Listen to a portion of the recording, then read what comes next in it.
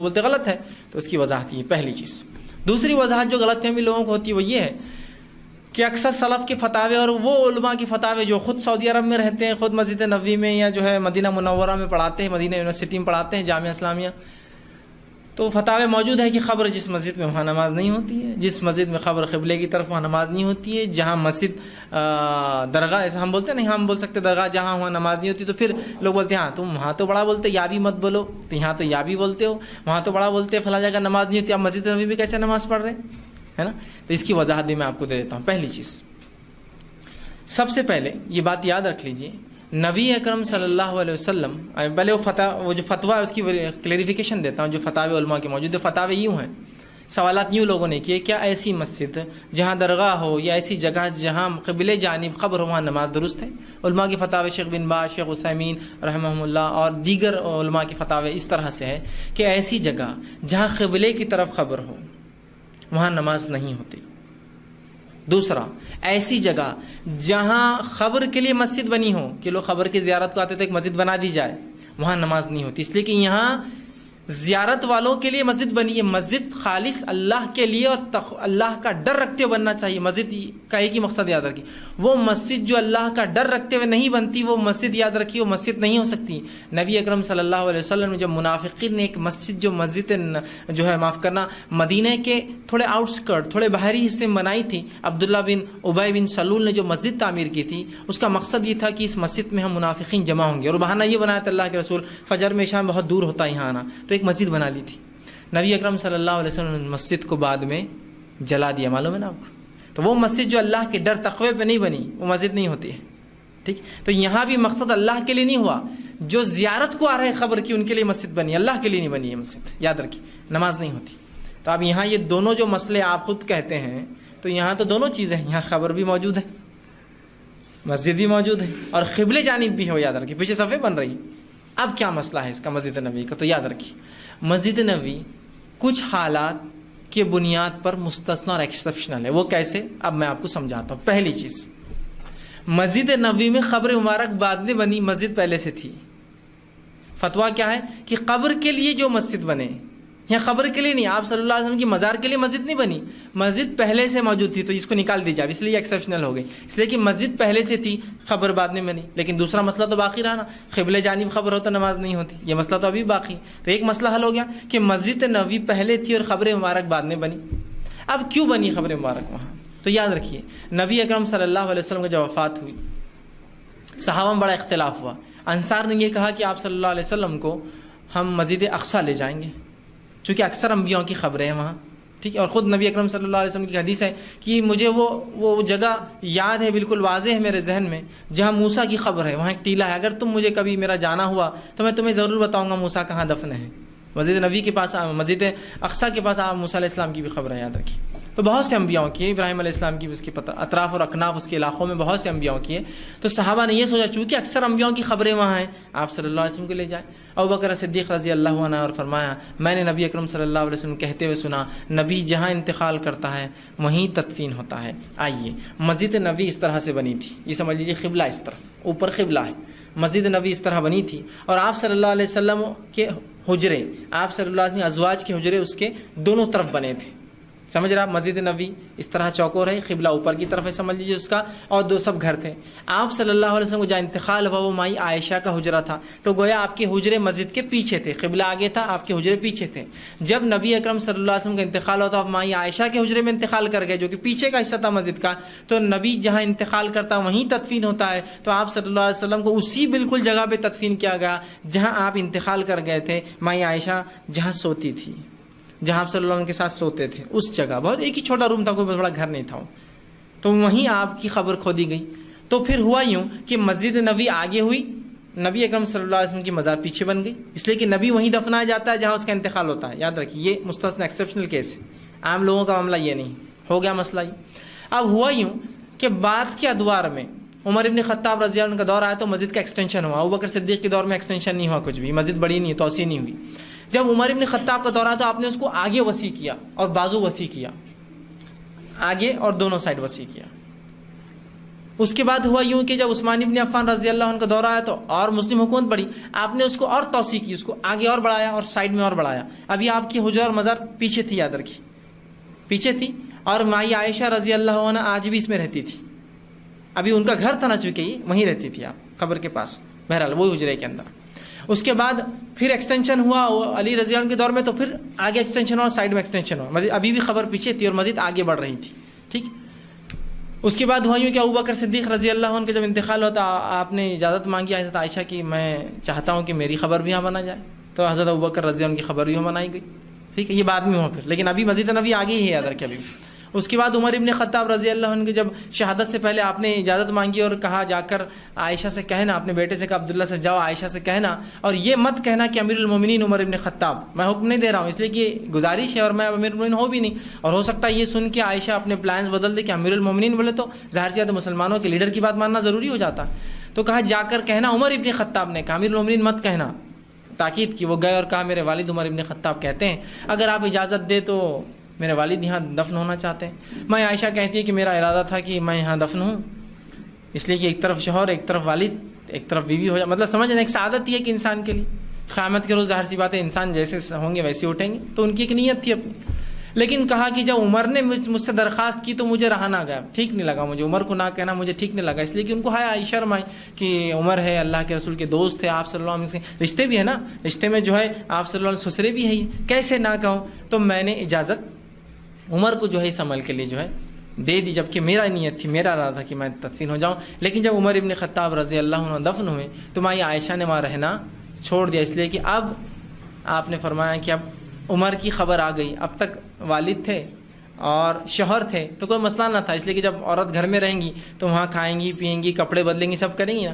تو کہا اب عمر آ گئے ہیں، عمر حالانکہ اب دیکھ نہیں رہے ہیں، خبر میں سے اٹھ کے آ نہیں سکتے ہیں، لیکن پھر بھی ایک شرم اور حیا کا کیا عظیم تقاضا تھا صحابیات کا. کہا کہ اب میں کیسے رہ سکتی ہوں، عمر بھی ہے نا غیر محرم ہے، تو غیر محرم کی خبر سے بھی حیا اور احتیاط. تو حضرت عائشہ نے وہاں رہنا چھوڑ دیا، پھر کہا عمر بھی ہے وہاں، اب تک میرے والد اور صرف شوہر تھے. بہرحال تو یہ بنا. اب مسجد کی توسیع آگے ہوتے جا رہی ہے، مسجد کی توسیع سائڈ میں ہو رہی ہے، اور مسجد کی توسیع ایک طرف سے لمبی ہو رہی ہے، قبر مبارک کو بازو کر دیا گیا. مطلب سمجھ رہے، ایکسٹینشن اس طرح سے کیا گیا تھا کہ قبر ایک طرف ہو گئی تھی اور مسجد کو ادھر اور پیچھے توسیع دی جا رہی ہے اور آگے توسیع دی جا رہی ہے. یہ ایسا چلتا رہا اور کئی زمان تک چلتا رہا، حتیٰ کہ 16ویں صدی کے اندر جب عثمانی خلیفاؤں کا تسلط حجاز پر ہوا، جب وہ حجاز پر ان کی جو حکومت آئی تو ان میں ایک ان کا بادشاہ تھا، ایک خلیفہ جس کا نام سلیم تھا. سلیم نے جب حجاز کو اپنے جو ہے اندر لیا، کنٹرول میں لیا، تو تب وہ جو ہے وہ بدعتی قسم کا آدمی تھا. اس نے کیا کیا، اب تک نبی اکرم صلی اللہ علیہ وسلم کا جو حجرہ مائی عائشہ کا جو حجرہ تھا جہاں تینوں خبریں تھیں، یہ کھلا تھا، اس پہ کوئی چھت نہیں تھی، سمجھ رہا، بالکل ایکسپوز تھا دھوپ، اور اس کو کوئی دروازہ نہیں تھا. مطلب وہ دروازہ بھی مائی عائشہ نے جب رہنا چھوڑ دیا، صحابہ نے نکال کے بعد کے دور میں دروازے کو بند کر دیا گیا. مطلب 4 دیواروں کے اندر 3 خبریں اور اوپر سے کھلا، یہ ایسے ہی تھا. جب وہ آیا تو اس نے پہلی بار یہ دیوار ہٹائی اور اس کے اوپر جو ہے تعمیر کر کے گنبد بنایا، گنبد. لیکن وہ گنبد خضرا نہیں تھا، وہ ہرا نہیں تھا، وہ گنبد اودا تھا. لوگ بولتے ہیں ہرا گنبد، وہ مسلمانوں کی ہرا اس لیے کہ آپ کا گنبد، وہ ہرا نہیں تھا اس زمانے میں، وہ تھا اودا. اور کم و بیش ایسا 300 سال تک اودا ہی تھا، 1900 صدی تک اودا، بعد میں ہرا کیا گیا اس کا. بہرحال تو اس نے گنبد تعمیر کیا اور اودا گنبد بنا دیا، ٹھیک ہے، اور اس کو دروازہ بنا دیا. سمجھ رہے آپ، دروازہ بنا دیا، فلاں بنا دیا. اب بہت سے لوگ بولتے ہیں ہاں آپ صلی اللہ علیہ وسلم کے مزار پہ تو گنبد اور آپ صلی اللہ علیہ وسلم کا تو پورا ہمارے ولیوں کے اس سے بنائیں، ہاں تو یہ غلط ہے، یہ فلاں ہے فلاں ہے. تو میں ایک سوال کرتا ہوں، اگر نبی اکرم صلی اللہ علیہ وسلم کے لیے وہ بنا بھی دیا گیا تو کیا تیرا ولی اس مقام کا ہے کہ اس کے لیے وہ چیز بنائی جائے، نبی کے لیے بنائی جاتی ہے؟ تھوڑا عقل بھی تو ہونا نا، عقل کا بھی تو کچھ تقاضا ہے نا. سمجھ، مطلب اگر تم یہ کہہ رہے ہو کہ وہاں بنائے تو یہاں بھی، تو تم خود تو کہتے ہو وہ شخصیت کہاں اور ہم کہاں، تو پھر تھوڑا سا یہ کمپیئر کیوں کر رہا ہے، مطلب خامخواہ کہ تم کیوں موازنہ کر رہے ہو اس سے. سمجھ رہے آپ. بہرحال تو تب وہ 16ویں صدی میں اس پہ کنسٹرکشن ہوا اور اس پر اودا گنبد اس نے تعمیر کر دیا، اور وہ پہلا بادشاہ جس نے مسجد کے ایکسٹینشن اس کے پیچھے کروایا، مطلب اس نے خبر کو بیچ میں لے لیا، اور اتنا ہی ایکسٹینشن جو یہ طرف سے خبر کے جانب سے اور آگے تھا اس نے اس کو خبر کے پیچھے بھی اور ادھر بھی اتنا چوڑا کر دیا. یہ پہلا بادشاہ تھا. 16ویں صدی میں یہ کام ہوا کہ مسجد نبوی کے اندر جو ہے وہ مزار آ گئی.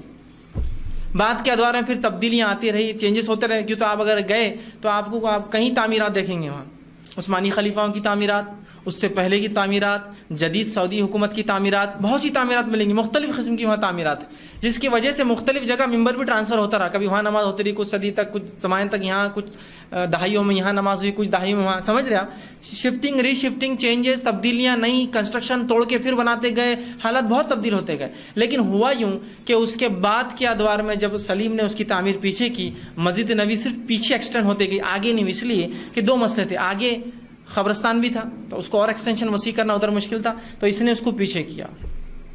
اب آپ یہ کہہ سکتے ہیں، لوگ یہ کہہ سکتے ہیں ہاں چلو وہ تو ٹھیک تھا، اس عثمانی خلیفہ نے کیا، سعودی حکومت آل سعود نے جب اس کو اپنے کنٹرول میں لیا تو کیوں نہیں اس کو ہٹا دیا، کیوں نہیں پھر اس کو ویسا کیا. آل سعود نے جب اس کو کنٹرول میں لیا، یاد رکھیے، تو وہ لوگ جانتے تھے کہ اگر یہاں وہ کچھ بھی تبدیلیاں لاتے ہیں تو اس سے بہت بڑا فتنہ پورے عالم اسلام میں مچیں گا. اندازہ لگا، اس لیے کہ صرف جب آل سعود نے محمد بن عبد الوہاب کہ اس تحریک کو جب قبول کیا، آپ کی بات کو جب مانا، اور دونوں نے مل کر، آل سعود کے پاس طاقت تھی، محمد بن عبد الوہاب کے پاس علم تھا جو انہوں نے ان کو دیا، دونوں نے مل کر جب یہ حکومت قائم کی تو صحابہ کی خبروں پر بھی جو ہے زبردست جو ہے تعمیرات تھی، معلوم، درگاہیں بنی تھی، چھوٹی موٹی جگہوں پہ لوگ بناتے تھے، وہ تو عظیم شخصیات، بڑے بڑے تعمیرات تھے. تو انہوں نے ان تعمیرات کو ہٹایا جو فتنہ ہوا پورے دنیا نے جو چلایا، ان کو اندازہ تھا. لیکن اب یہ بھی جانتے تھے کہ اگر آپ صلی اللہ علیہ وسلم کے روزے کو یہ ہاتھ لگائے، یا اس کے اوپر سے گنبد ہٹائے، یا تعمیرات ہٹانے سے بہت بڑے فتنے کا اندازہ تھا.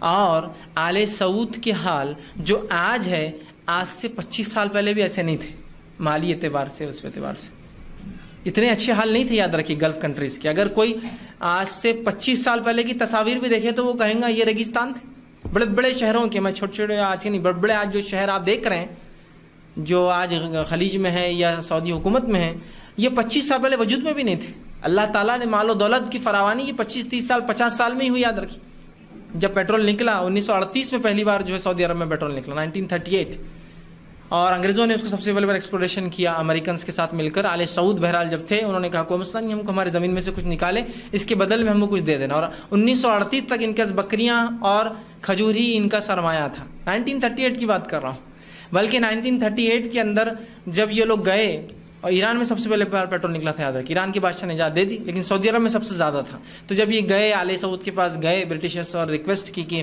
ہم چاہتے ہیں آپ کے وہ کریں، تو کہا ٹھیک ہے. تو کہا ایک پیکٹ سائن ہوگا، ایک معاہدہ ہوگا. کہا ٹھیک ہے. تو جب معاہدہ کیا جا رہا تھا تو آل سعود اور جو ان کے جو لوگ تھے، جو بادشاہ تھے، جو ذمہ دار تھے اس کے، ان کے کوئی محلات نہیں تھے، خیمے تھے، اور وہ سب سو رہے تھے. کہا جو لکھنا لکھ لو، بعد میں دستخط لے لینا، ہم کو کیا لینا دینا، تم کچھ نکالنا ہمارے زمین سے نکالو، کوئی مسئلہ نہیں. مطلب ان کو کوئی پرواہ نہیں تھی اس چیز سے. ان کے پاس جو سرمایہ تھا وہ تھی ان کی بکریاں، اور بس یہ کافی تھا ان کے لیے. سمجھ رہے آپ؟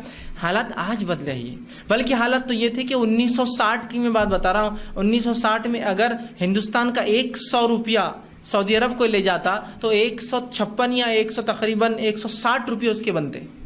مطلب ان کا روپیہ ہم سے کم تھا، ہندوستان سے سعودی کا کم تھا ریال. معلوم کہ ہندوستان سے لوگ 100 روپے لے جاتے، اور جب کنورٹ کراتے، جیسے دکن سے لوگ جاتے ہیں، یہاں سے جاتے، تو یہاں کا جو روپیہ تھا نظام کا، جب وہاں جاتا 100 روپیہ تو 156 یا 160 روپے تبدیل ہو کر ملتے تھے. تو یہ 40 سال ہی ہو رہے نا، 1960 تک اگر یہ حال تھا تو یہ 40 سال کا وقفہ ہی ہے جس میں ہم سب دیکھ رہے ہیں. تو اس حکومت کو ڈر تھا کہ اگر ہم یہ کام کرتے ہیں تو بہت بڑا انتشار ہماری حکومت کے خلاف پڑ جائیں گا، اور اس سے بہت بڑا نقصان ہو سکتا تھا، ہے نا. اور ویسے بھی جب انہوں نے صحابہ کی خبروں پہ سے جو چیزیں ہٹائی، تحفظ حرمین کے نام سے کیا کچھ ہندوستانیوں نے گالیاں نہیں دی ان کو. آج بھی تحفظ حرمین ایک بہت بڑی کمیٹی تھی. جب آل سعود نے یہ صفائی کا کام شروع کیا تو ہندوستان نے بنی، اس لیے کہ ہندوستان بہت مالدار تھا اس زمانے میں، اس کا اپنا ایک دھاک تھی پوری دنیا کے اوپر، کوئی معمولی چیز نہیں. آج بھی آپ رباط دیکھی جا کے جو نظام نے بنایا، بھوپال کے نواب نے بنایا، تو کئی زمانے تک مطلب سعودی حکومت کا اتنا پیسہ بھی نہیں تھا کہ وہ جو حج کے لیے آتے ان کے لیے رباط بھی بنائے. تو لوگ تعاون کرتے تھے، بلکہ وہاں پہلا مدرسہ خود ایک زمانے تک بہرحال چونکہ حکومت تھی خلفاء راشدین کے بعد، حضرت علی کے بعد خلافت وہاں سے ہٹ گئی، حضرت علی کے دور میں کوفہ کو دارالحکومت بنا دیا گیا. تو ظاہر سی بات ہے وہ باتیں پھر نہ بچی مدینے کے اندر جو اس سے پہلے تھی. اور بعد کے ادوار میں ظاہر سی بات ہے ایک شہر تھا، اپنی اس کی اہمیت تھی، لیکن ظاہر سی بات ہے وہاں کوئی حکومت نہیں تھی، وہاں کوئی نظم نہیں تھا، تو غربت تھی. بہرحال اتنا کوئی مالداری نہیں تھی. بلکہ مولانا رحمۃ اللہ کیرانوی نے جو ہے تقریباً 1850 میں پہلا مدرسہ بنیاد ڈالی، جو مکہ میں آج بھی ہے، آج ہی موجود ہے، انہوں نے ڈالی. اور ہندوستان کی ایڈ سے اور عثمانی خلیفہ کی ایڈ سے چلتا تھا. تو مطلب حالات ویسے نہ تھے جیسا آج دیکھ رہے ہیں کہ کیوں نہیں انہوں نے کر دیا, انہوں نے تو ہٹا دینا تھا نا. تو وہ جانتے تھے اگر ہم توسیع ادھر ادھر کرتے ہیں تو جو پورے دنیا کے لوگ ہمارے خلاف کھڑے ہوں گے, تو انہوں نے جو جیسی پہلے ایکسٹینشن تھا اسی کو توڑ کر پھر نیا تعمیر کیا اندر کی. یہ بہت بڑی حکمت کا ایک حصہ ہوتا ہے. اس لیے کہ ایک انسان کی جان جائے یا لوگ اپنی جانیں دے, اس سے اچھا ہے کہ کچھ چیز باقی رہے, کیا مسئلہ ہے اس میں, ٹھیک ہے. اور اس کے بعد کی جو ایکسٹینشن میں بہرحال پھیلتے گئے, تو مسجد نبوی اس معاملے میں ایکسیپشنل ہے کہ وہ خبر مبارک آپ کے بیچ میں آتی ہے, پھر بھی وہاں نماز ہوں گی. سمجھ رہے آپ بات کو؟ یہ اس کی تھوڑا سا بیک گراؤنڈ تھا, اس کو آپ کو سمجھنا پڑے گا. نہیں نہیں نہیں, ہاں تم بول رہے نہیں ہوتی, وہاں کیسے ہو رہی. تو یہ مسجد نبوی خبر مبارک کے لیے نہیں بنی, اور نہ ہی یہ کئی زمانے اور صدیوں تک بلکہ 1000 سال تک آپ صلی اللہ علیہ وسلم کی مزار پیچھے تھی اور مسجد آگے تھی. اس کے بعد عثمانی خلیفاؤں نے, اور بالخصوص سلیم سے جو سلسلہ شروع ہوا, تو ظاہر سی بات ہے وہ معاملہ ویسا ہی چلتا رہا. اور بعد کے آنے والے آل سعود کے پاس بھی اتنے طاقت, اتنے حالات نہیں تھے اس زمانے میں. آج جو ہم دیکھ رہے ہیں 40 50 اور 25 سال کے اندر ماشاءاللہ ویسے حالات نہیں تھے کہ وہ تبدیلیاں لا سکے اپنے ملک میں اور اتنا آسانی سے توڑ دے, جبکہ وہ زمانہ یہ تھا کہ وہ خود دوسروں کے ایڈ پر ان کے وہ چل رہے تھے ادارے اور فلاں. تو ظاہر سی بات یہ نہیں ہو سکتا تھا. ہاں یہ الگ بات ہے کہ آنے والے ادوار میں پھر دھیرے دھیرے, اور ظاہر سی بات ہے کوئی بھی کام صدیوں میں جب ایسا ہو تو صدیاں ہی لگتی ہے, دھیرے دھیرے سارا ہو جائے. بہرحال ایک الگ چیز ہے, لیکن مسجد نبوی کو آپ کو اور ہم کو اس معاملے میں مستثنا ایکسیپشنل قرار دینا پڑے گا. تو یہ تھا مسجد نبوی, مسجد نبوی کی زیارت اور آپ صلی اللہ علیہ وسلم پہ سلام اور درود بھیجنے کا طریقہ, ابوبکر صدیق اور عمر بن خطاب صاحبین پر رضی اللہ عنہما ان پہ سلام بھیجنے کا